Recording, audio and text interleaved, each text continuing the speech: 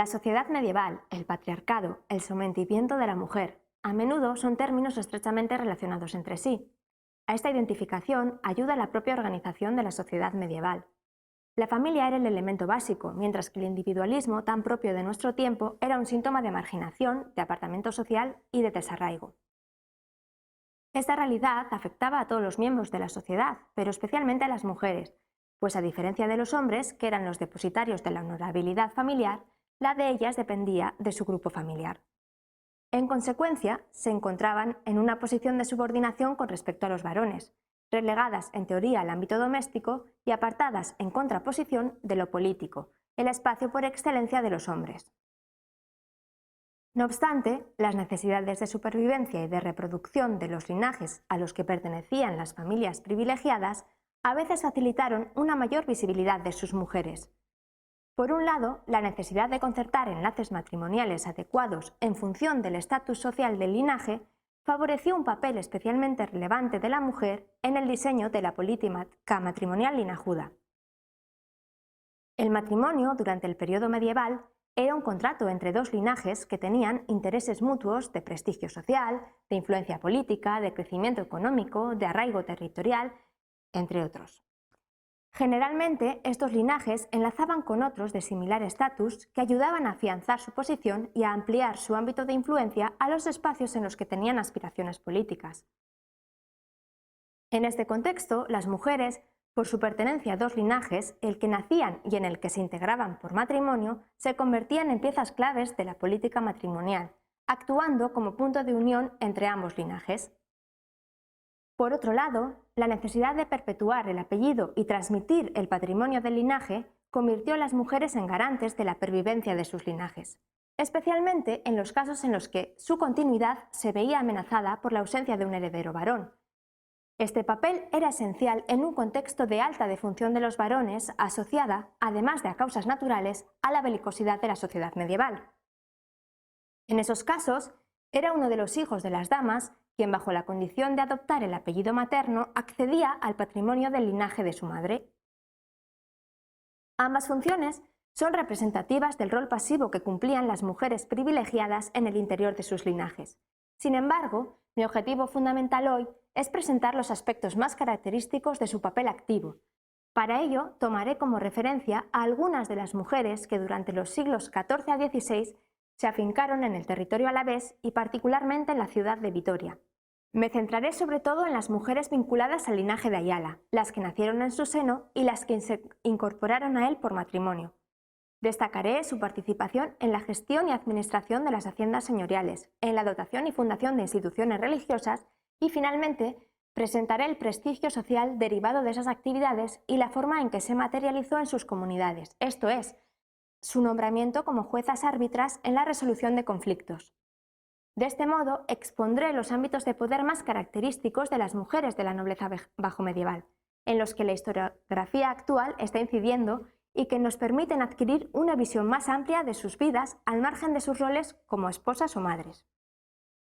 Es una visión que refleja además su identidad e intereses propios, su capacidad de acción, así como las elaboradas estrategias que planificaron para sortear las limitaciones que encontraron. Como veremos, algunas de esas estrategias fueron conciliadoras.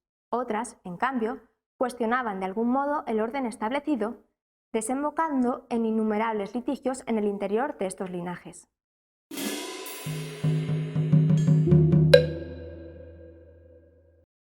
Las mujeres de la nobleza medieval ejercieron labores de gestión y administración patrimonial con distintas atribuciones, temporales, vitalicias o perpetuas. Una de las más significativas fue la que llevaron a cabo en calidad de esposas ante la ausencia de los parientes mayores por asuntos políticos o bélicos. Así lo hizo, por ejemplo, Leonor de Guzmán, la esposa del canciller Ayala, durante los años finales del siglo XIV, ante las múltiples ausencias de su esposo, quien pasaba largos periodos fuera ejerciendo funciones diplomáticas para las monarquías castellanas y francesas, y que participó en varios conflictos bélicos, siendo apresado en 2 ocasiones. Su cautiverio más longevo fue el sufrido tras la batalla de Aljubarrota contra las tropas portuguesas en 1385, que se alargó durante 2 años y medio hasta que precisamente su mujer con otros nobles, previo pago de 30.000 doblas de oro, consiguió su liberación.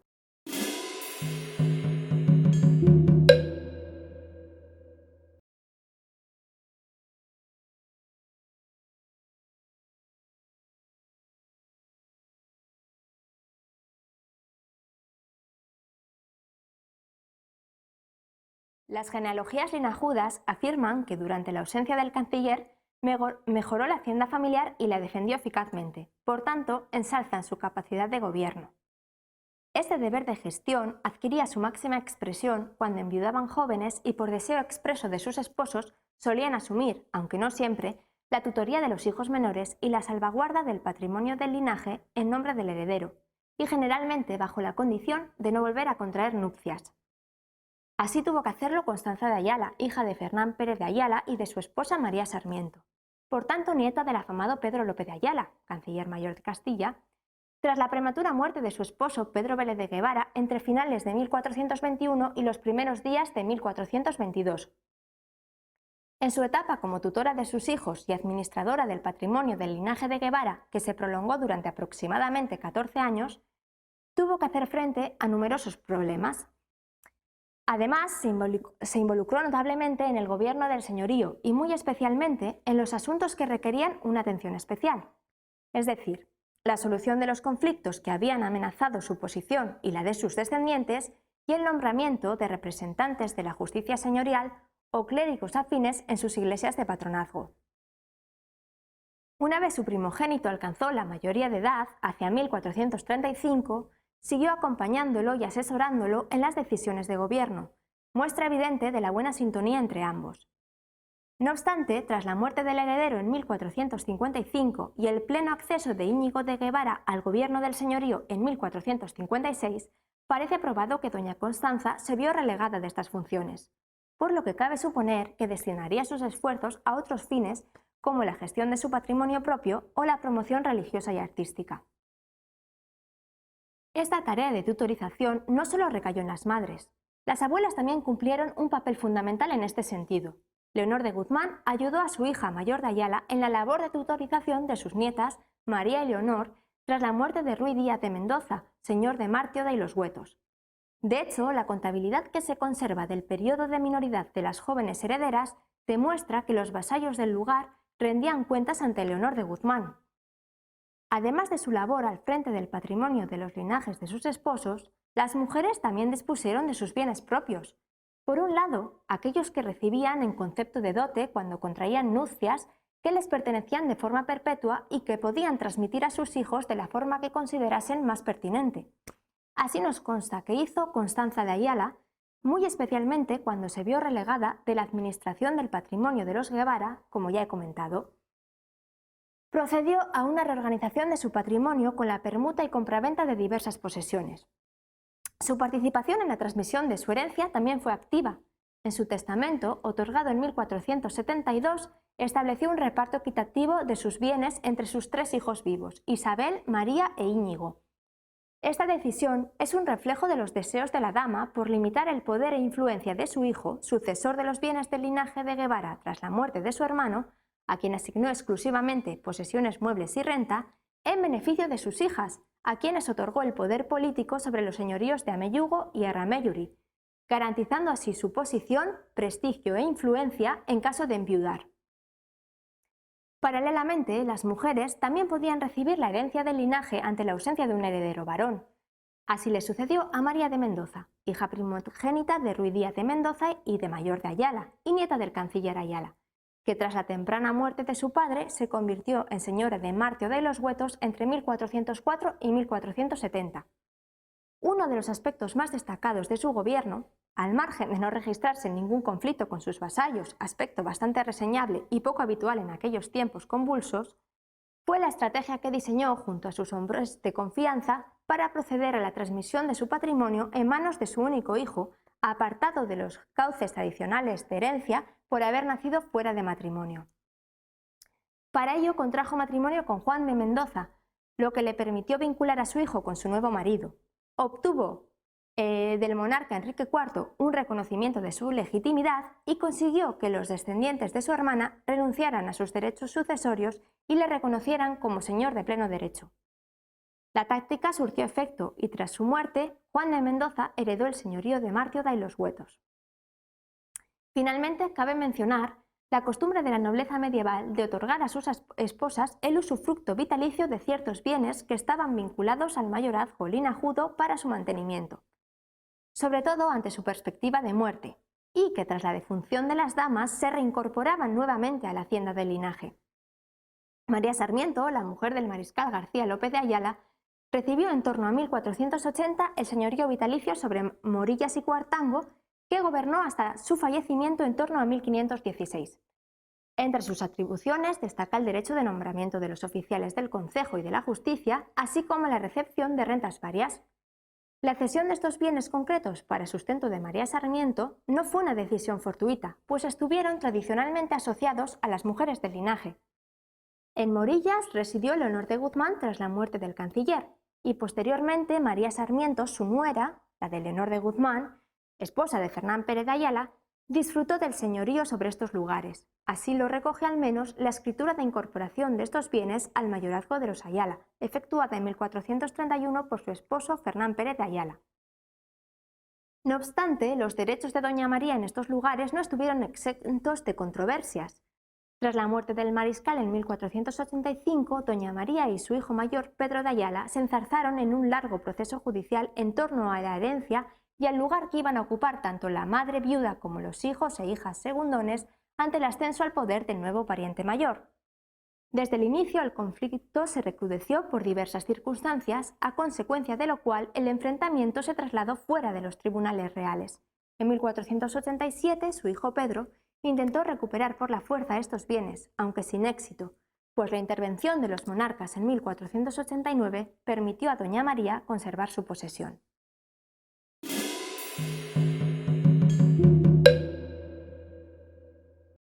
La dotación religiosa no fue una actividad exclusiva de las mujeres, pues la espiritualidad de la época favorecía la prodigalidad testamentaria con iglesias, monasterios, conventos y hospitales. A pesar de ello, las mujeres participaron con mayor fervor de esta práctica. Por eso podemos afirmar que esta fue una de las labores más destacadas de las mujeres nobles, que les reportaba distinción pública y prestigio social, y que ha llevado a algunas autoras a acuñar el término de matrocinio religioso. Es plenamente conocido el papel de las viudas en la fundación y dotación de instituciones religiosas, la reclusión en ellas durante el final de sus vidas y la ubicación de sus panteones y símbolos de poder tales como escudos o decoración ornamental con motivos heráldicos, estableciendo en ellos sus espacios de memoria. Durante las centurias plenomedievales, las mujeres presentaron una clara preferencia por la Orden del Císter, mientras que durante el periodo bajomedieval se asociaron mayormente con los centros de monjas clarisas. Aunque eso no impidió la proliferación de monasterios de monjas dominicas fundados a iniciativa de mujeres de la nobleza castellana, sobre todo durante la última centuria medieval. Si tomamos como ejemplo a las mujeres del linaje de Ayala, se vislumbra una preferencia por las monjas dominicas, con la fundación del monasterio femenino de San Juan de Quejana en 1378 y su posterior dotación. Elvira Álvarez de Ceballos, la esposa de Fernán Pérez de Ayala y madre del canciller Pedro López de Ayala, fue la impulsora de la fundación del monasterio de Quejana, materializada por su esposo tras su muerte.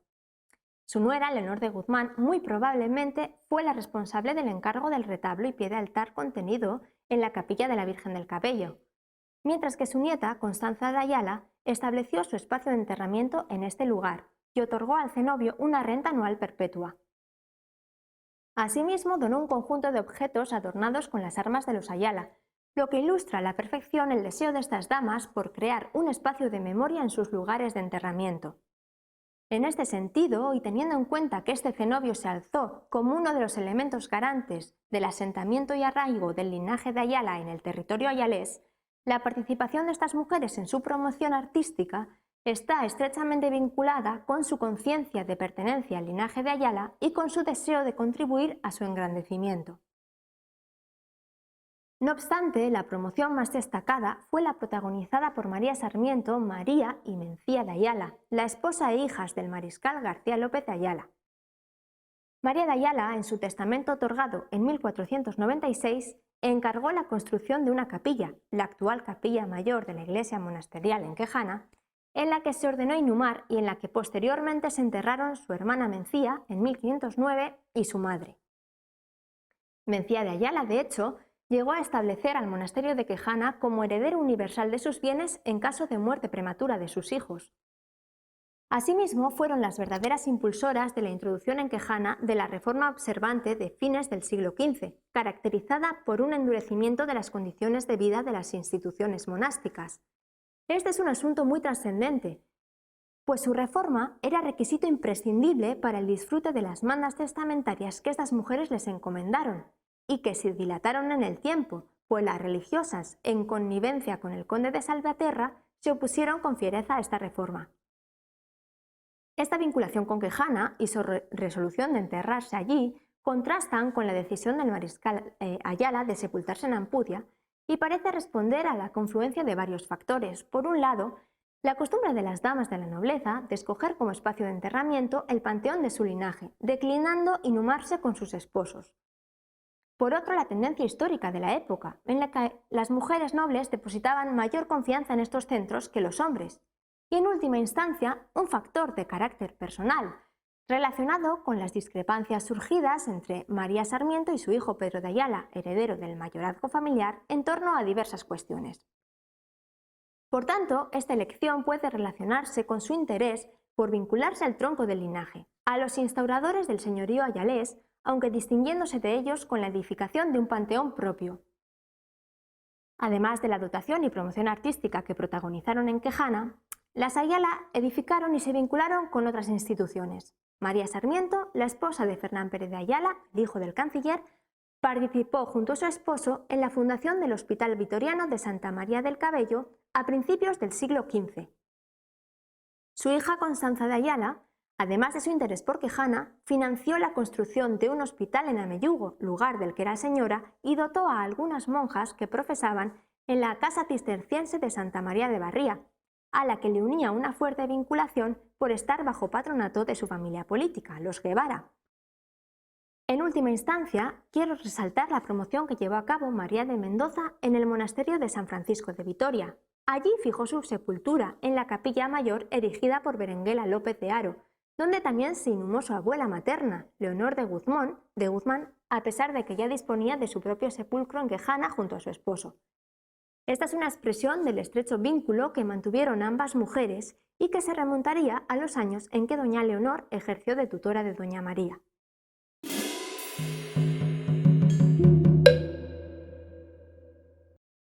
Por todo lo dicho, las mujeres de la nobleza medieval alcanzaron un enorme prestigio y reconocimiento social en sus espacios de influencia y sus comunidades, que se materializó en sus actuaciones como intermediarias y mediadoras.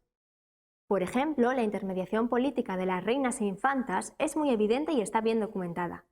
La historiografía actual está profundizando en esta importante labor de las reinas mediante una relectura de las crónicas medievales. Estas reinas se involucraban en los asuntos políticos de sus reinos y actuaban como pacificadoras. Esa labor de pacificación se iniciaba en el mismo momento en el que se acordaban sus esponsales con otros monarcas o príncipes, permitiendo a sus parientes establecer alianzas ventajosas. Al fin y al cabo, como ya he comentado, las mujeres podían ocupar una posición bisagra gracias a su integración en el nuevo linaje, facilitando el establecimiento de buenas relaciones. Así, las infantas, convertidas en reinas consortes, intervinieron en los asuntos de Estado, aconsejando, pacificando y actuando como enlace entre sus familias biológica y política, aprovechando el parentesco con las partes en conflicto en calidad de madres, hermanas, esposas e hijas. Pero no solo las reinas mediaban en asuntos públicos, pues las aristócratas, que a menudo imitaban los comportamientos de las soberanas, también participaron de esta realidad. Un probable ejemplo de mediación política fue el protagonizado por Constanza de Ayala en la firma de un convenio económico entre el monasterio cisterciense de Santa María de Barría y la abadía de Santa Pía en 1453, ambas instituciones localizadas en la actual provincia de Álava. En resumidas cuentas, ese papel mediador habría sido posible gracias a su relación de parentesco con las partes firmantes. En primer lugar, con la abadesa de Barría, Mencía de Guevara, hermana de Pedro Vélez de Guevara, esposo difunto de doña Constanza, a la que le unía una estrecha relación. Esta idea viene reforzada por dos elementos. Uno, la confianza que los Guevara depositaron en este monasterio, por ella dirigido, cuando introdujeron a las nietas de doña Constanza para su custodia hasta alcanzar la edad de casamiento. Así lo especifica el testamento de su primogénito Pedro Vélez de Guevara en 1455, y 2.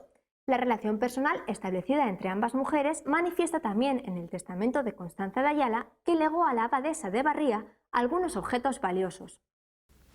En segundo lugar, su parentesco con los patronos inferiores de la abadía de Santa Pía, su hijo Pedro Vélez, su hermano Pedro López y su yerno Lope de Rojas.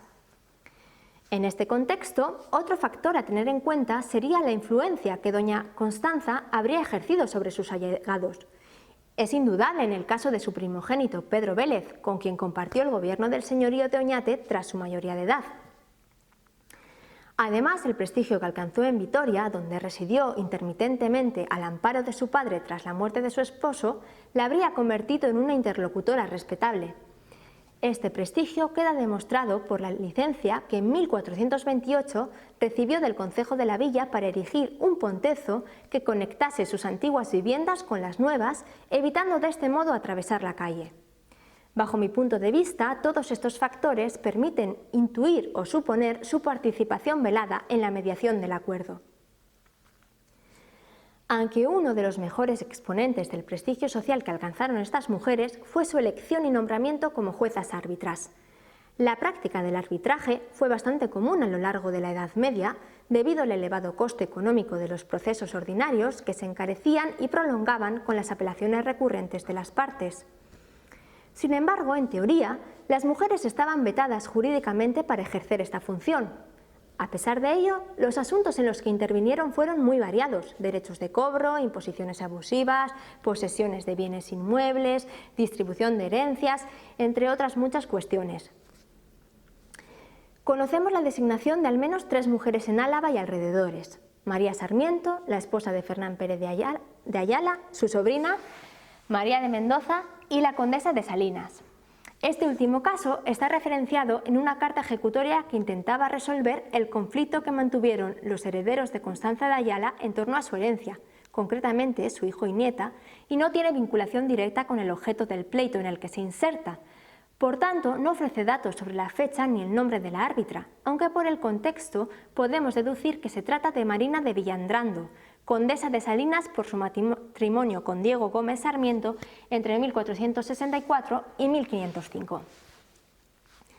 En cualquier caso, todas las sentencias constatadas se produjeron a lo largo del siglo XV y en todos los casos documentados la elección de la arbitradora fue unánime, lo que responde a la alta consideración social de estas mujeres que la enorme confianza depositada en su buen juicio y criterio.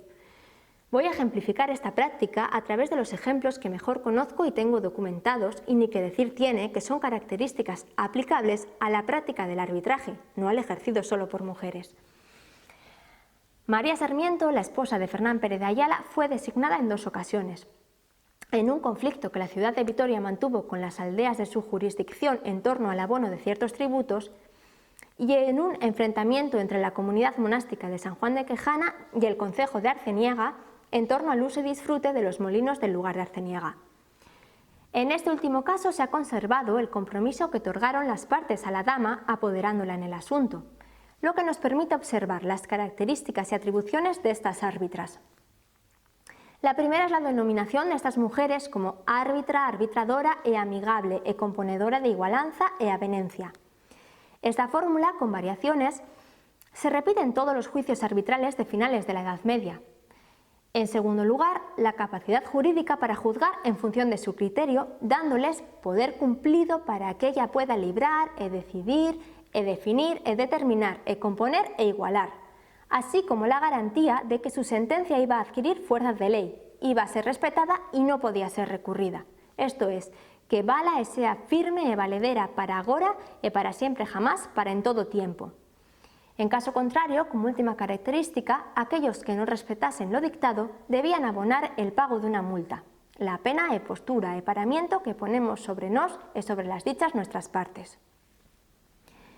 Terminaré mi intervención exponiendo el nombramiento como jueza árbitra de María de Mendoza, la ya citada nieta del canciller, en 1448. Fue una mujer pudiente que disfrutaba de buenos contactos entre la élite nobiliaria territorial y la corte, erigiéndose en una figura destacada en la sociedad vitoriana de mediados del siglo XV. Su intervención más destacada tuvo lugar en un conflicto que mantuvieron Juan Hurtado, prestamero real en el señorío de Vizcaya, Pedro de Avendaño, ballestero mayor del rey, y Martín Pérez de Sagarduri, arcipreste de Armentia, sobre una casa-torre ubicada en la calle de la Herrería de Vitoria. La elección de doña María, en este caso, además de relacionarse con su prestigio social, se asocia con su parentesco con dos de las partes en contienda, Juan Hurtado, su primo, y Pedro de Avendaño, el yerno de Juan. Si a esta circunstancia le añadimos que su nombramiento no pretendía solucionar el conflicto, sino pacificarlo mientras se resolvía en otras instancias, su elección puede responder además a esa capacidad de mediación atribuida a las mujeres.